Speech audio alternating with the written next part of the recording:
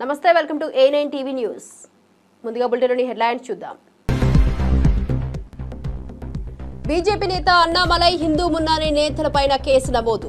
మదురై సభలో కోర్టు నిబంధనల ఉల్లంఘన ఆరోపణ, విద్వేషాలు రెచ్చగొట్టేలా ప్రసంగాలు చేశారని ఫిర్యాదు. భారతీయ న్యాయ సంహిత కింద పలు సెక్షన్లతో FIR.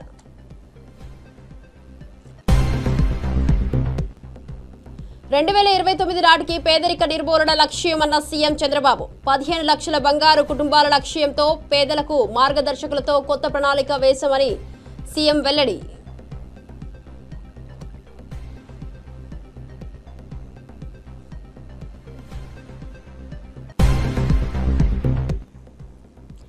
గేమ్ చేంజర్ పై నిర్మాత శిరీష్ వ్యాఖ్యలతో చెలరేగిన దుమారం. వివాదంపై స్పష్టతనిచ్చిన మరో నిర్మాత దిల్ రాజు. శిరీష్ మాటలను తప్పుగా అర్థం చేసుకున్నారని వెల్లడి. రామ్ చరణ్ నిబద్ధతను, ఓపికను కొనియాడిన దిల్ రాజు.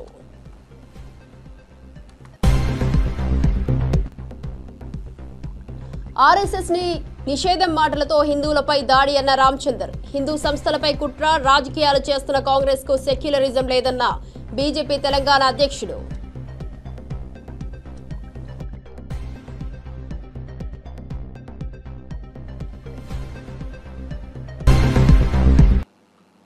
డీటెయిల్ చూస్తే తమిళనాడులోని అన్నానగర్ పోలీస్ స్టేషన్లో ఆంధ్రప్రదేశ్ ఉప ముఖ్యమంత్రి పవన్ కళ్యాణ్ పై క్రిమినల్ కేసు నమోదైంది. జూన్ 22న మదురైలో జరిగిన మురుగన్ భక్తుల కాన్ఫరెన్స్ లో పవన్ కళ్యాణ్, మాజీ తమిళనాడు బీజేపీ అధ్యక్షుడు అన్నామలై మత విద్వేషాలను రెచ్చగొట్టేలా ప్రసంగించారని ఆరోపణలు ఎదుర్కొంటున్నారు. Madurai people's federation for communal harmony ఫిర్యాదు చేయడంతో ఈ కేసు నమోదైంది. ఫిర్యాదులో మద్రాస్ హైకోర్టు నిబంధనలను ఉల్లంఘించారని పేర్కొన్నారు. ఈ ఆరోపణలపై పవన్ కంటే ముందే దర్యాప్తు జరుగుతుందని పోలీసులు తెలిపారు. ఈ కేసుపై రాజకీయ ప్రభావంపై విశ్లేషకులు వివిధ అభిప్రాయాలు వ్యక్తం చేస్తున్నారు. పవన్ కళ్యాణ్ మద్దతుదారులు ఈ కేసును వ్యతిరేకిస్తున్నారు.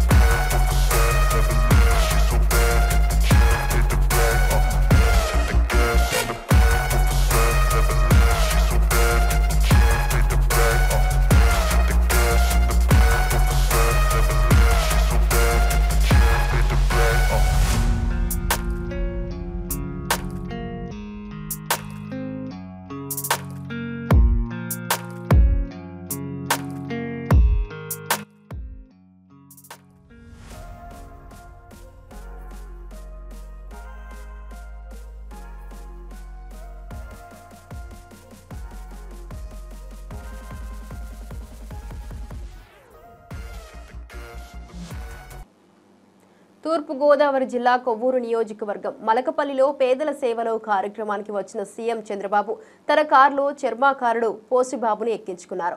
ధర్మవరం నుంచి తాళ్లపూడి మండలం మలకపల్లి వరకు పోషిబాబుతో ముఖ్యమంత్రి ప్రయాణం చేశారు. ఇక కారులో వెళ్తున్న సమయంలో అతని వృత్తి, జీవన స్థితిగతులు, ఎదుర్కొంటున్న సమస్యలు, కుటుంబ నేపథ్యం గురించి సీఎం అడిగి తెలుసుకున్నారు. ఎంతమంది పిల్లలు? ఇద్దరు అబ్బాయిలు, ఒక అమ్మాయి అండి. అందరూ ఈ పని చేస్తారా?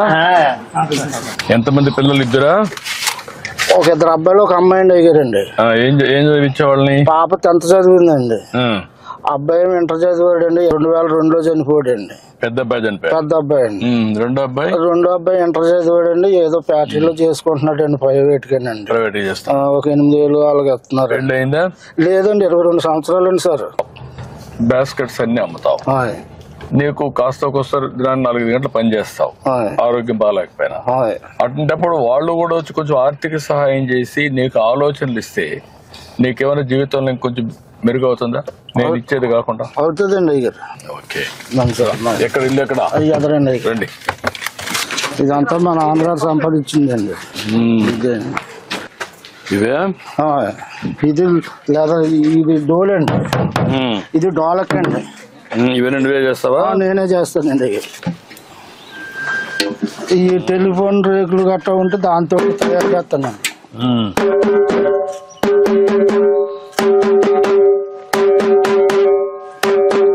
దారాలండి ఈ వైర్ అండి. వైరు చుట్టూరుగా కొడతాకండి. ఎవరు నేర్పించారు నీకు ఇవన్నీ? నువ్వే నేర్చుకున్నావా? అంటే మా నాన్న చేసేవాడు అండి. మీ నాన్న చేసేవాడు? మా నాన్న దగ్గర నేనండి. కొన్ని ఇటువంటి కొత్త కంపెనీ జోళ్ళు తయారు చేస్తాక రాజమండ్రిలో నేర్చుకున్నానండి. ఆ జోళ్ళు నేనే తయారు చేశానండి. ఇదేంటి? ఇది మెటీరియల్ ఏంటి? లేదండి, ఇది ఇది జినుగుదంటే పలసగా తీసేస్తారండి. ఎదురండి ఎదురు ఇందులోనే వేసిన చిన్నయండి. ఎన్ని మేకలు ఉన్నాయమ్మా? 8 మేకలు ఉన్నాయి. నేను కూడా పాదయాత్ర చేసినప్పుడు రోడ్డు మీద కుడతా ఉంటే అక్కడికి పోయి సంఘీభావం తెలియజేయడం నేను కూడా కుట్టాను. నీకు ఈ డబ్బులు కట్ తీసుకో. ఇప్పుడు నేను కొనిన దానికి డబ్బులు చేతిలో పెట్టుకో. కొన్నాను నా మాటను. ఇప్పుడు నీ ఇల్లు బాగుపడాలంటే ఏం చేయాలి చెప్పు. పాత బిల్లు రావాలండి. ఓకే. 2029 నాటికి పేదరికం లేని సమాజ నిర్మాణ లక్ష్యమని ముఖ్యమంత్రి చంద్రబాబు నాయుడు తెలిపారు. తూర్పు గోదావరి జిల్లా మలకపల్లిలో జరిగిన ప్రజావేదిక కార్యక్రమంలో పాల్గొన్న ఆయన పేదల సమస్యలను ప్రస్తావించారు. 1,00,000 మంది మార్గదర్శులు మరియు 15 లక్షల బంగారు కుటుంబాలను తయారు చేస్తున్నామని పేర్కొన్నారు. పేదలకు సాయం అందించేందుకు ప్రత్యేక ప్రణాళిక రూపొందించినట్లు చంద్రబాబు వెల్లడించారు. ఈ కార్యక్రమం ద్వారా పేదరికాన్ని పూర్తిగా నిర్మూలించాలని ఆశాభావం వ్యక్తం చేశారు. 15 లక్షల బంగారు కుటుంబాలని, కనీసం 1,00,000 మంది మార్గదర్శులు తయారు చేసి పెద్ద ఎత్తున టాటా, బిర్లా, అదానీ, మన రాష్ట్రంలో ఉండే జిందాల్ అందరిని పిలుస్తున్నా. కొన్ని వందల వేల కోట్ల రూపాయలు ఖర్చు పెడుతున్నారు. ఈ ప్రోగ్రాంలో ఒక 50-100 కోట్ల రూపాయలు ఖర్చు పెట్టి ఒక 20,000 10,000 కుటుంబాలను పైకి తీసుకొచ్చే బాధ్యత తీసుకోమన్నా వాళ్ళు కూడా తీసుకుంటున్నారు. అన్ని ప్రభుత్వం చేయాలి, ఇంకా మాకు ఇన్సెంటివ్స్ ఇవ్వాలి, మేము మాత్రం బాధ్యత తీసుకోమంటే కరెక్ట్ కాదు. నేను అందరికీ విజ్ఞప్తి చేస్తున్నా, వెంటబడతా, వాళ్ళ దగ్గర చేపిస్తా. ఒకప్పుడు జన్మభూమి చేశాం. మార్పు కోసమే మార్గదర్శి బంగారు కుటుంబం. ఇది ప్రారంభం మాత్రం.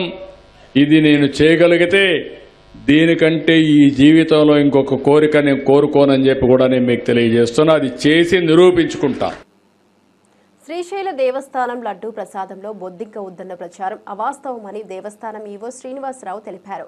కొందరు దురుద్దేశంతో ఈ దుష్ప్రచారం చేశారని ఆయన పేర్కొన్నారు. 3 రోజుల క్రితం లడ్డూ ప్రసాదంలో బొద్దింక ఉందని 4 వ్యక్తులు ఫిర్యాదు చేశారని, అంతకుముందే ఓ టీవీ ఛానల్ను ఆశ్రయించారని వెల్లడించారు. దీనిపై 2 అధికారులతో విచారణ కమిటీని నియమించి పూర్తి స్థాయిలో విచారణ జరిపి వాస్తవం లేదని తేల్చినట్లు వివరించారు. లడ్డూ తయారీ కేంద్రంలో క్రిమి కీటకాలు వచ్చే అవకాశం లేదని స్పష్టం చేశారు. ఏదైతే ఆరోపణ చేసినటువంటి వ్యక్తులు ఉన్నారో లేదా డివోటీ ఉన్నారో ముందస్తుగా ఈ పథకం ప్రకారం ఈ యొక్క దేవస్థానాన్ని డిఫేమ్ చేద్దామనే ఉద్దేశమా, లేకపోతే వాళ్ళు సోషల్ మీడియాలో ఏదైతే సెన్సేషన్ గా ఉండాలని చెప్పేసి కోరుకునే వ్యక్తులుగా ఉన్నారో మాకైతే తెలియదు. కానీ ఈ యొక్క దేవస్థానం యొక్క లడ్డూ ప్రసాదం దాంట్లో మరి బొద్దింకి వచ్చినట్లుగా వారు దుష్ప్రచారం చేయడం జరిగింది. ఇది సత్యదూరం. ఉన్నటువంటి 7 ప్రధానమైనటువంటి టెంపుల్స్ అంటే తిరుమల తర్వాత ఉన్నటువంటి వాటిలో అత్యంత పెద్ద టెంపుల్ మరి శ్రీశైలంలో. ఈ శ్రీశైలానికి సంబంధించి తిరుమల తరహాలో వీలైనంత వరకు ప్రతి ఒక్క విషయంలో కూడా అత్యంత ఆధునిక సాంకేతిక పరిజ్ఞానాన్ని ఉపయోగించి మనం లడ్డూ తయారీలో కూడా అన్ని రకాలుగా ఉన్నాం. అదేవిధంగా సిబ్బంది వారు తలకి గ్లౌజ్ వేసుకుంటారు, చేతికి గ్లౌజ్ వేసుకుంటారు. తయారీ కేంద్రం అంతా కూడా ఎప్పటికప్పుడు పరిశుభ్రంగా ఉంచు. అదేవిధంగా ఫ్యూమిగేషన్ జరుగుతుంది. ప్రతి వారం కూడా శానిటేషన్ సంబంధించినటువంటి ఈ క్రిమికీటకాలు అలా అంతా కూడా ఎప్పటికప్పుడు పరిశుభ్రంగా ఉంచు. అదేవిధంగా ఫ్యూమిగేషన్ జరుగుతుంది. ప్రతి వారం కూడా శానిటేషన్ సంబంధించినటువంటి ఈ క్రిమికీటకాలు అలాంటివి రాకుండా ఉండటానికి. యాదగిరిగుట్ట శ్రీ లక్ష్మీ నరసింహస్వామి వారిని దర్శించుకున్న మంత్రి అడ్లూరి లక్ష్మణ్, ప్రభుత్వ whip Aleru MLA Birla Ailayya.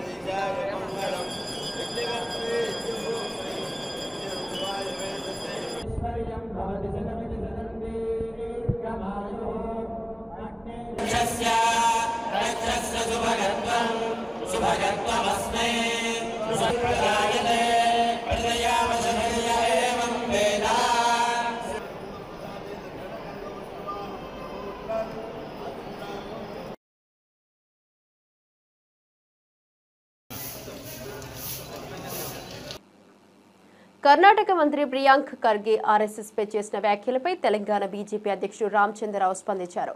Congress party కేంద్రంలో అధికారంలోకి వస్తే ఆర్ఎస్ఎస్ ను నిషేధిస్తామని ప్రియాంక్ ఖర్గే అన్నారు. ఇది కాంగ్రెస్ పార్టీ వైఖరిని, వారి ప్రభుత్వాలు హిందువులకు వ్యతిరేకమని రామచంద్ర పేర్కొన్నారు. కర్ణాటకలో కాంగ్రెస్ పార్టీ హిందువుల వ్యతిరేక భావన పెంచిందని, హిందూ సంస్థలను అణచివేత చేస్తున్నారని విమర్శించారు. అవి ప్రజాస్వామ్యవాదం మరియు సెక్యులరిజం లేని పార్టీలు అని ఆయన ఆరోపించారు. The Congress leader, Mr. Priyank Kharge, in Karnataka has said that if the Congress party comes to center, he will ban the RSS. This is the attitude of the Congress party. That is the reason that why their governments are anti-Hindu.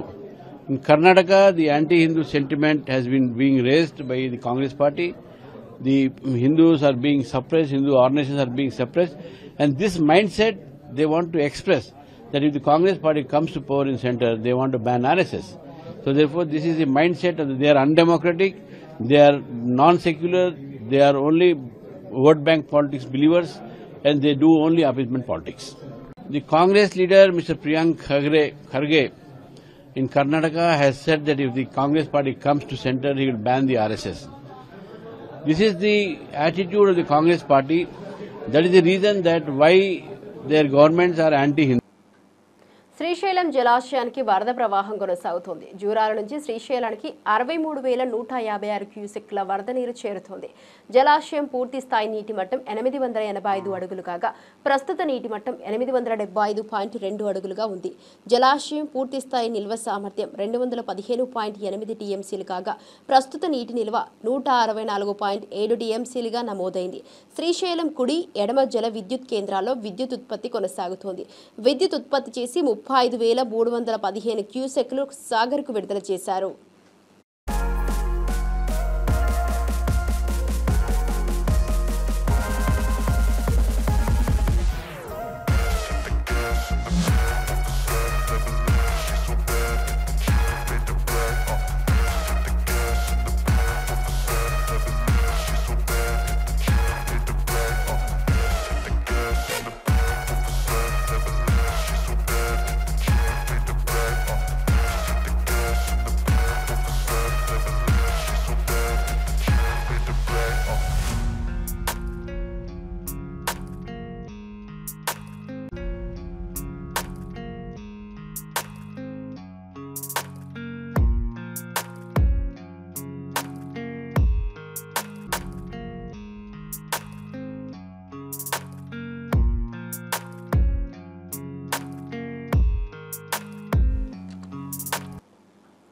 ఆసియాలోని అతిపెద్ద గిరిజన జాతరగా ప్రసిద్ధి పొందిన మేడారం మహా జాతర తేదీలను పూజారుల సంఘం ప్రకటించింది.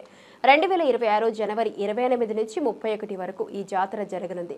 జనవరి 28న సారళమ్మ, గోవిందరాజు, పగిడిద్దరాజు గద్దెలకు విచ్చేస్తారు. జనవరి 29న సమ్మక్క తల్లి చిలకలగుట్ట నుంచి గద్దెలకు చేరుకుంటారు. జనవరి 30న భక్తులు తమ మొక్కులు చెల్లించుకుంటారు. జనవరి 31న సాయంత్రం 6 గంటలకు అమ్మవార్ల వన ప్రవేశం ఉంటుందని పేర్కొన్నారు. ములుగు జిల్లాలోని తాడ్వాయి మండలంలో ఈ మహా జాతర జరగనుంది.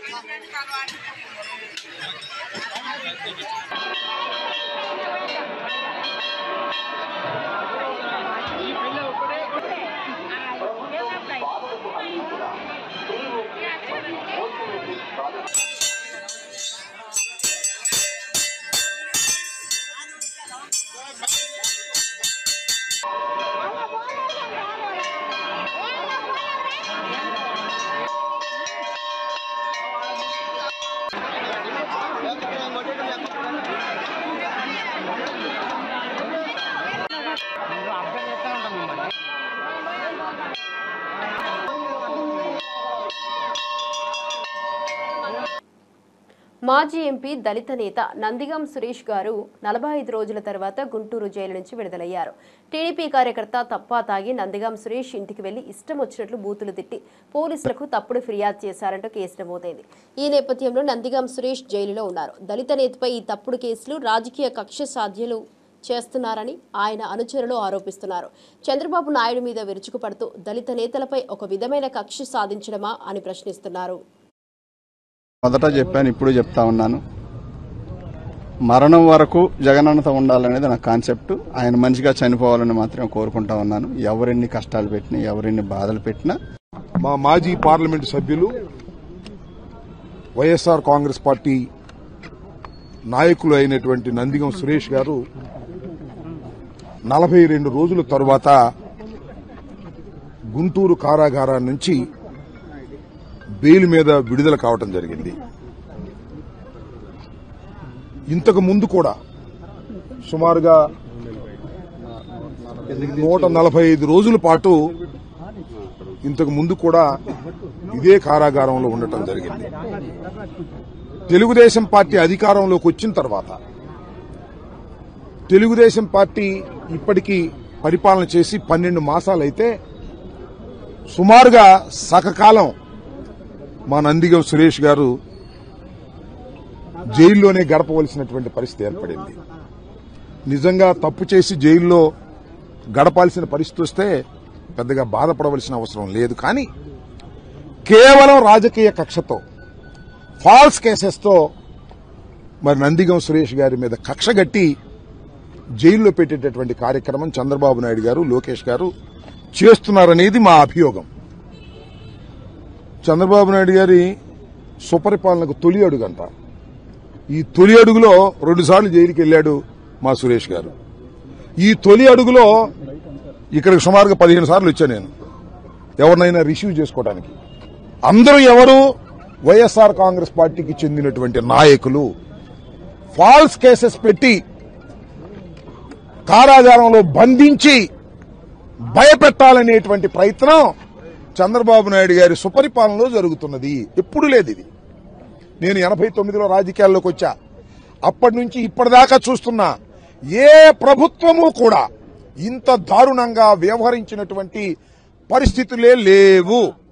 ఇవాళ మా నాయకులు చాలా మంది జైల్లో ఉన్నారు. సురేష్ గారు ఒకరే కాదు, చాలా మంది జైల్లో ఉన్నారు. వంశీ జైలు, రెడ్డి భాస్కర్ రెడ్డి గారు జైల్లో ఉన్నాడు. అనేక మంది జైల్లో ఉన్నారు. పిన్నెల రామకృష్ణారెడ్డి గారిని మళ్ళా నందిగం సురేష్ లాగా రెండవసారి లోపల పెట్టాలని చేస్తున్నారు. ఎన్నాళ్ళు అడ్డు పెడతారే? 6 నెలలు అడ్డు పెట్టారు, బయటకు వచ్చాడుగా. మళ్ళా పెట్టాలని అనుకుంటారు, నాకు తెలుసు వాళ్ళ ఉద్దేశం. ఎన్నాళ్లు పెట్టినా ఒకటి మాత్రం గుర్తుంచుకోమని ఈ తెలుగుదేశం ప్రభుత్వాన్ని, కూటమి ప్రభుత్వాన్ని, లోకేష్ ని, చంద్రబాబు నాయుడు గారికి సవినయంగా చెప్పదలుచుకున్నా. మీరు జైల్లో పెడితే భయపడి పారిపోయేటటువంటి రాజకీయ పార్టీ కాదు వైఎస్ఆర్ కాంగ్రెస్ పార్టీ అని చెప్పదలుచుకున్నా. మీరు ఎంతగా జైల్లో పెడితే, ఎంతగా కేసులు పెడితే, ఎంతగా నిర్బంధిస్తే. పుట్టుకతోనే లివర్ సమస్యతో బాధపడుతున్న 6 నెలల చిన్నారికి మంత్రి నారా లోకేష్ వైద్య సాయం అందించారు. చిత్తూరు జిల్లా పలమనేరుకు చెందిన గజ్జల దీపు నాయుడు అనే చిన్నారి లివర్ సమస్యతో బాధపడుతుండటంతో తల్లిదండ్రులు ప్రైవేట్ ఆసుపత్రిని సంప్రదించారు.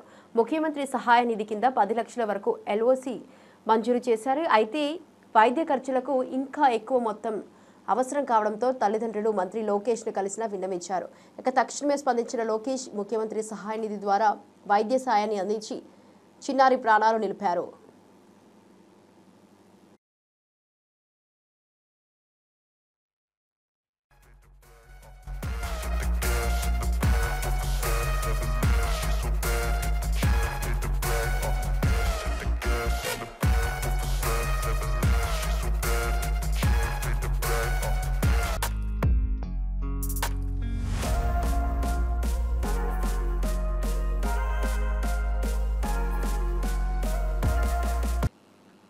పల్నాడు జిల్లా మాచర్ల క్రాస్ రోడ్ వద్ద రవాణా శాఖ అధికారులు విస్తృత తనిఖీలు చేపట్టారు.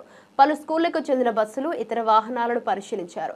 స్కూల్ బస్సుల్లో సేఫ్టీ మెజర్మెంట్స్, డ్రైవర్ ఆరోగ్య పరిస్థితి, యూనిఫామ్ వంటి అంశాలను చెక్ చేశారు. ఫిట్నెస్ లేకుండా నడుస్తున్న పలు వాహనాలకు కేసులు నమోదు చేశారు. ఈ తనిఖీలో రవాణా శాఖ అధికారులైన శేషురెడ్డి మరియు కేఎల్ రావు పాల్గొన్నారు. విద్యార్థుల భద్రతకు సంబంధించి తీసుకోవాల్సిన జాగ్రత్తలపై ఆదేశాలు జారీ చేశారు.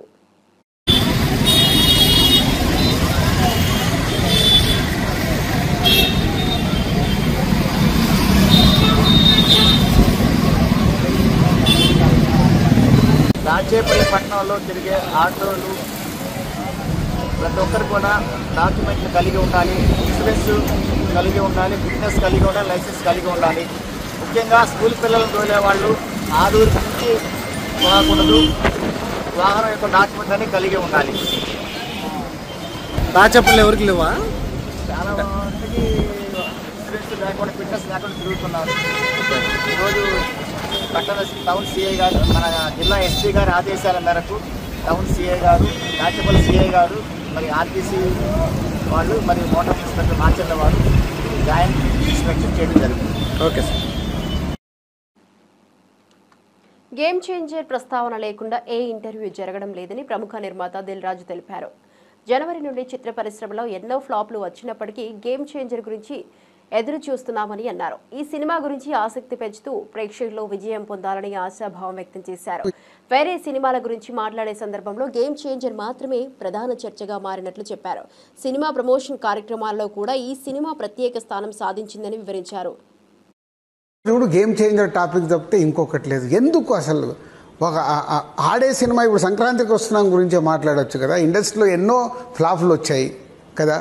మాకు కూడా అంటే ఆ సినిమాని ఎందుకు పట్టుకొని ప్రతి ఒక్క దాంట్లో క్వశ్చన్. చాలా ఇండస్ట్రీలో భారీ బడ్జెట్ సినిమాలు ఫ్లాప్ అయినవి ఉన్నాయి కదా. ఏ సినిమాని ఇంత పట్టుకోలా. Game changer Dil Raju. ఇప్పుడు నేను మా సిరీస్ కూడా ఫస్ట్ టైం అయినా ఇంటర్వ్యూ ఇచ్చాడు, ఇప్పటి వరకు ఎప్పుడు ఇవ్వలేని లైఫ్లో. అక్కడ కూడా ఆయనని లోపలికి లాగేసి ఒకటి క్వశ్చన్ చేసేసి అక్కడ ట్రోల్ చేసి అవసరం లేని టాపిక్. మేము దేనికి తమ్ముడు అనే సినిమా ప్రమోషన్ కోసం మీతో ఇంటర్వ్యూ చేస్తాం. ఒక సినిమా రిలీజ్ అయిపోయి 6 నెలలు అయిన తర్వాత మళ్ళీ ఆ సినిమాని ఇప్పుడు తీసుకొచ్చి సార్ రామ్ చరణ్కి నాకు is very good healthy relation. నేను నిన్న కూడా అనౌన్స్ చేశాను, నేను మళ్ళీ ఈ సంవత్సరం హిట్ ఇవ్వలేకపోయాము, మంచి స్క్రిప్ట్ రెడీ చేసుకొని చరణ్తో సూపర్ హిట్ సినిమా తీయాలి అని. మాకేంది, నేను ఇంత ఇవాళ 22 ఇయర్స్గా ఇండస్ట్రీలో ఉంటూ అందరు స్టార్ హీరోలతో ఒక గుడ్ రిలేషన్ మెయింటైన్ చేస్తూ అందరు స్టార్ హీరోస్తో మేము సినిమాలు తీసిన సంస్థ ఇది. సో అంటే ఎక్కడ కాంట్రవర్షియల్ లేకుండా నేను చేసుకుంటూ వచ్చా.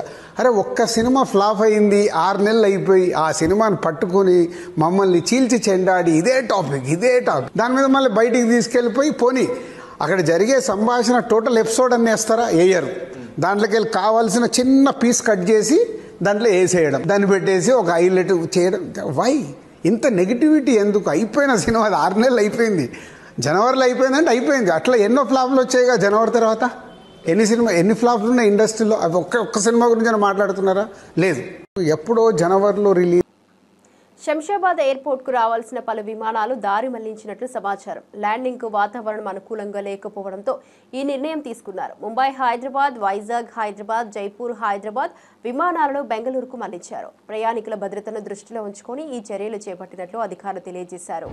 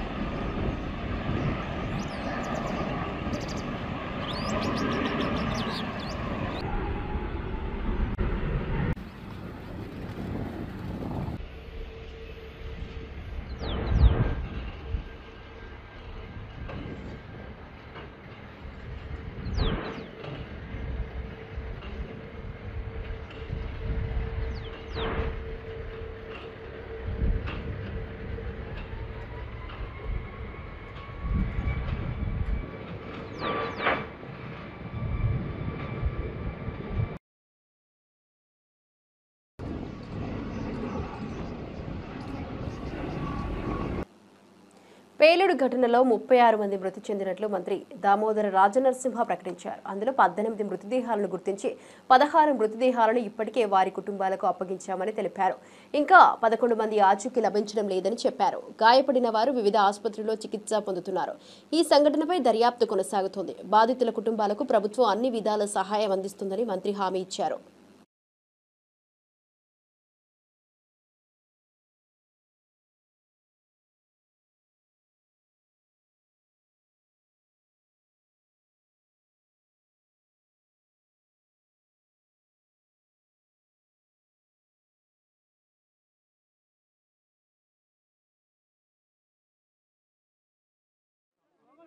ముప్పై 6 బాడీలలో 18 బాడీస్ని రికగ్నైజ్ చేశాము.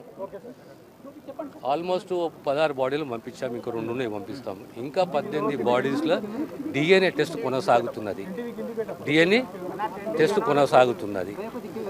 మిగతా మీకు తెలుసు ధ్రువల, ప్రణామ్లో, పానిసియాలో, స్టార్ హాస్పిటల్లో, యశోదల అన్నిట్లో అంతా స్టేబుల్ ఉన్నారు. ఒక 2 పేషెంట్లు తప్ప ఇంకా 11 మిస్సింగ్ ఉన్నారు. 36 మంది 11 మిస్సింగ్ ఉన్నారు. మిస్సింగ్కు సంబంధించి అంత డెబ్రీస్ క్లియర్ చేసిన తర్వాత ఇక్కడ కూడా ఆచూకీలో ఇది ఇక్కడ కూడా మాకు మిస్సింగ్ 11. ఇక్కడ మాకేమి ట్రేస్ అవుతలేదు. అయినా మా స్టేట్ డిజాస్టర్ ఫోర్సే కానీ అందరూ ఆ పనులనే ఉన్నారు. ఇంకొక మధ్యాహ్నం వరకు కూలికి వస్తుంది. ఇంకోటి మా దగ్గర లిస్ట్ ఉన్నది, 47 మందిది అంత లిస్ట్ ఉన్నది. ఈ ఏడాది డిసెంబర్ 9 లోపు 7,000 పడకల ఆసుపత్రులను అందుబాటులోకి తెస్తామని తెలంగాణ సీఎం రేవంత్ రెడ్డి తెలిపారు. తెలంగాణ ప్రభుత్వ ఆధ్వర్యంలో ప్రైవేట్ ఆసుపత్రులకు ధీటుగా ఆసుపత్రుల నిర్మాణం జరుగుతోంది.